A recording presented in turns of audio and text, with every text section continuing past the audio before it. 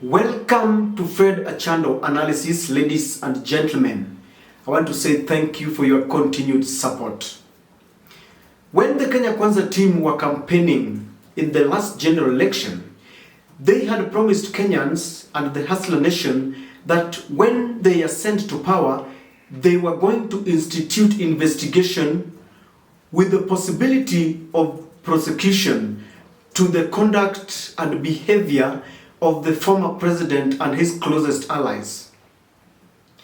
But of late, I have been watching the son of Jomo, Mr. Uhuru Kenyatta, as he walks around the country and traversing even beyond the borders for peacekeeping missions. He was in Burundi and I think he's headed to Congo. And I have concluded that our former president is really enjoying himself, and it doesn't look like a man who is under investigations. But what really happened? What really changed? Did you know that it took the intervention of David Murathe, a very close ally to the former president? While speaking to journalists on Spice FM, Murathe actually gave a very scary warning to the regime, and he said that if William Ruto and his administration was going to attempt to investigate or arrest Mr. Uhuru Kenyatta, then it was going to plunge this country into anarchy. And I want to believe that this made the regime now, the William Ruto-led camp, to sit down and look into the pieces of advice from Mr. Murathe, and they saw the sense in what he was saying. And it looks like they retreated and they do not have any intentions to investigate the former president. They knew very well that Mr. Ruto would have been setting a very dangerous precedent, because if you investigate your predecessor, and you never know, what goes around comes around. And in politics, we do not have permanent friends or permanent enemies. Someone who will come after you will definitely start an investigation and investigating your conduct, and will possibly prosecute you the same way you do to your predecessor. Because ever since independence, we've never had such a thing happening. All our presidents have respected their predecessors. So the advisors, the handlers of William Samoei Ruto, advised him well to look very critically into the pieces of advice that was given by Mr. Murathe. The president also knew that if he made good his threats of investigating and prosecuting Mr. Uhuru Kenyatta, then he was going to face the wrath of the Kikuyu nation, especially those who still owe their allegiance to Mr. Uhuru Kenyatta, because you cannot underestimate the power of our former president. Many people still argue that he is the kingpin. I don't know, I don't know in Central who is the kingpin. Like we say Raila is the kingpin in Nyanza and William Ruto is the kingpin in Rift Valley. I want to believe that he's still a force to reckon with. So they knew very well, because it was very easy to use as a fallacy statements like Uhuru Kenyatta has neglected you, is not, giving you fertilizers. Of late, I have not heard them talking about fertilizers and talking about pyrethrum and coffee and everything. And in the wake of drought and hunger, it will be very easy for the regime to face a vicious rebellion if they try to investigate Uhuru Kenyatta, because all the things that they said about Uhuru Kenyatta now turns out to be not true at all. So I believe they really feared that the Kikuyu nation would really come after them. And in fact, if you listen to David Murathe, he was saying that the former president had been in power for 10 years, from 2013 to 2022. He was the head of state and he was the commander-in-chief of all the armed forces.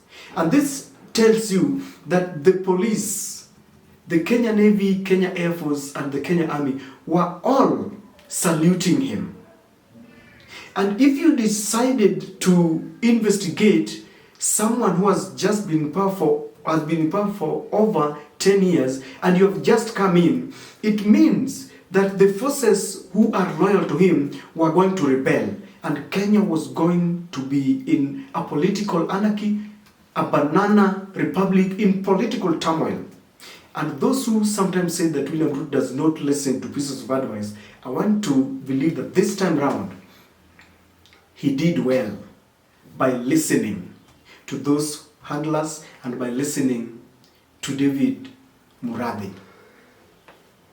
From where you sit, ladies and gentlemen, do you think that they should institute charges against our former president? Do you think it is politically and morally right to investigate him? I don't think so. In fact, we are no longer fearful. Those who are close to the former president can now have a sigh of relief, because many people thought that the president was going to interfere with the businesses. When he said that he was going to start importing milk, many people, because he said he was going to start importing milk from Uganda, they thought now he wants to get into the maziwa business. You know, the former president has invested into the milk and the milk processing company, milk and milk products. So they can have a sigh of relief, because it seems they will not investigate him. We are really at the point.